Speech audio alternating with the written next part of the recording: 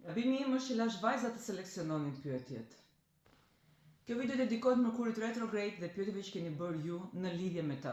E dashura jem më ka mësu që kur vjen Mërkuri, unë duhet me toleru çdo gjë që ajo thot dhe me duru, dua me dit a ky Mërkuri e ka inatin me femrat, vetëm të ato ndikon.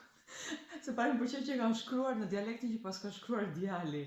Jo, Mërkuri retrograde nuk dikon vetëm te femrat. Thjesht kam përshtypjen se vajzat e nxjerrin më në pa gjatë komunikimit dhe reagimeve efektin e Mërkurit, ndërsa djemt e mbajnë më për brenda dhe konsiderojnë si një problem, jo si një fazë kalimtare. Kështu kam kuptuar unë. Ore, ky Mërkuri retrograde e ka me zile, se sa herë që vjen, kthehet ishi im dhe më shkruan po të njëjtat mesazhe.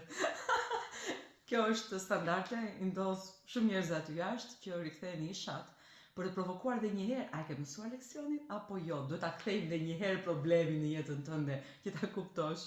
Mua më zë të merr kur vjen ky Mërkuri. Jam ai djali që bleva turmalinën e madhe për të dera që të na mbroj. E fejuara bëhet Super Saiyan. 3-4 herë në vit. Kam djeg një Palo Santo të tërë sot. Oke, këtu nuk ka pyetje, po me sa duket vajzat e pan të arsyeshme që duhet publikuar. Me sa kuptova nga mesazhet, çunat kanë vuajtur më shumë nga të gjithë, me fillim me të Mërkuri dhe akoma s'kam parë gjë. Ja një pyetje serioze, çfarë kristali sugjerohet më shumë? Sugjerojnë kristalet që ka lidhje me komunikimin dhe intuitën.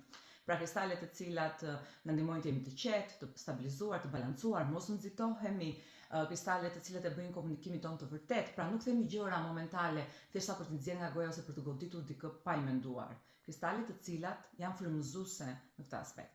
Në fundit, po jo në rëndësia, është dikush që thotë çfarë të kem kujdes, ka fjalën gjatë Mërkurit.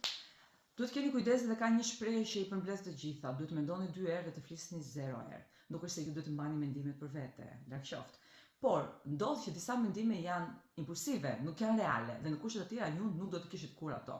Aq më pak të nxirrni nga goja dhe të krijoni situata ose të fusni veten dhe të lashë me familjar, koleg, pror, miq, nuk i diet. Kështu që unë them më mirë mendoni 2 herë dhe flisni 0 herë.